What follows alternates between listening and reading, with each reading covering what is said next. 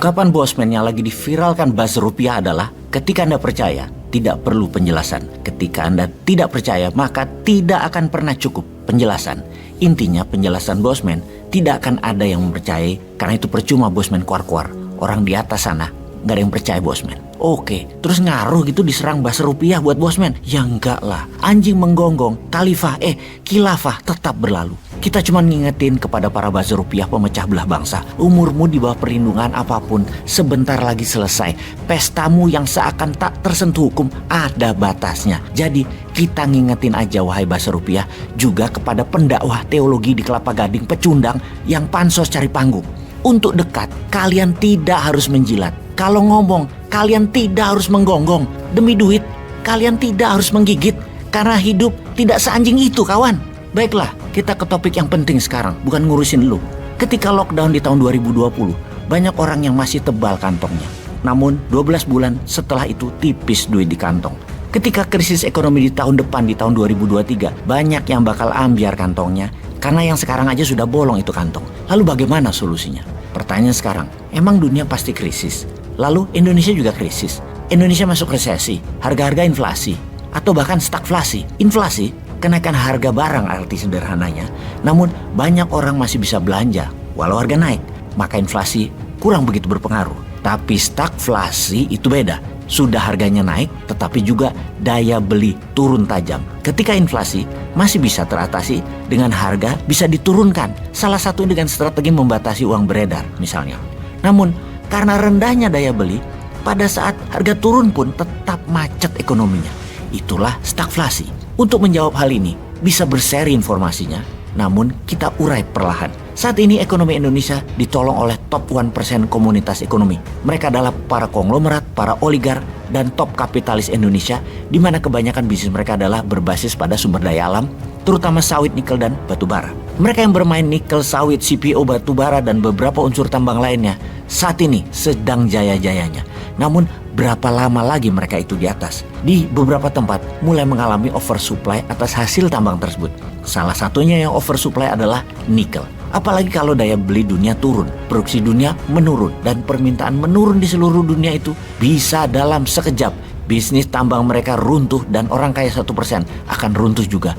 Begitu bisnis komoditi tersebut harganya turun dan permintaan turun drastis, maka 1% populasi Indonesia yang memegang 60% ekonomi Indonesia bisa menghentikan roda ekonomi Indonesia juga dalam seketika. Untuk menjelaskan hal itu, bagaimana kalau kita mengingatkan dan menjelaskan alasan mengapa Indonesia tidak terelakkan akan menghadapi krisis parah di tahun 2023, alias dalam informasi kali ini kita akan uraikan krisis besar yang akan Indonesia hadapi. Kita awali dengan Tiongkok. Banyak sekali informasi di berbagai media dunia, analis barat, data lapangan atas keadaan Tiongkok saat ini. Dikatakan Tiongkok dalam semester pertama tahun 2023 nanti akan berhutang kepada IMF dalam jumlah yang luar biasa besarnya. Bahkan ada yang memprediksi negara nomor 2 terkaya di dunia itu akan runtuh ekonominya dalam waktu dekat. Banyak fakta bahwa Tiongkok economic mega disaster itu sudah di depan mata. Kita uraikan. 1. Economic growth Tiongkok tahun 2022 hanya 0,4%, jauh dari proyeksi dan ekspektasi Xi Jinping yang 5,5%. Nomor 2 adalah debt ratio to GDP Tiongkok. Saat ini tembus 300%, bayangkan.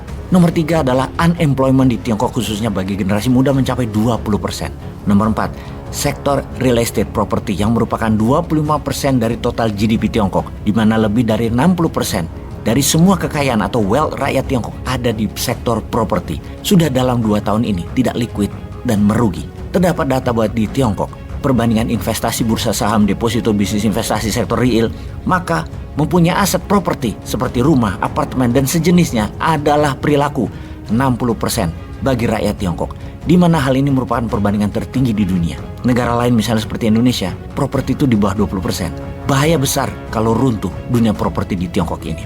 Evergrande, developer real estate terbesar di Tiongkok, bangkrut, menanggung hutang sebesar 300 billion dolar atau 2 kali APBN Indonesia. Kemudian banking industry di Tiongkok mulai berjatuhan karena pembiayaan sektor rumah baru dan penjualan apartemen rontok. Bahkan di beberapa kota di Tiongkok seperti diberitakan media barat, rakyat mulai berani melakukan protes terhadap pemerintahan Xi Jinping dan melawan lockdown salah satunya. menolak tes PCR kemudian dan merusak tempat pengambilan tes PCR.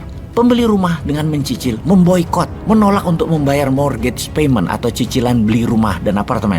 Ada 99 kota di Tiongkok saat ini yang banyak memboikot hal tersebut.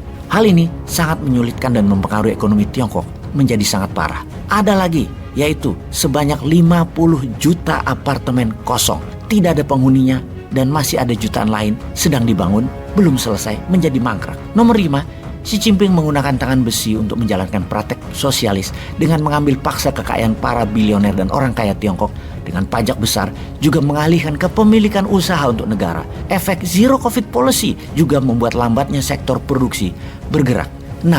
Sebanyak 900 big corporation di Tiongkok dinyatakan merugi di tahun 2022 ini. Belum lagi ribuan UKM perusahaan yang bangkrut gulung tikar karena kebijakan Xi Jinping yang never ending lockdowns-nya.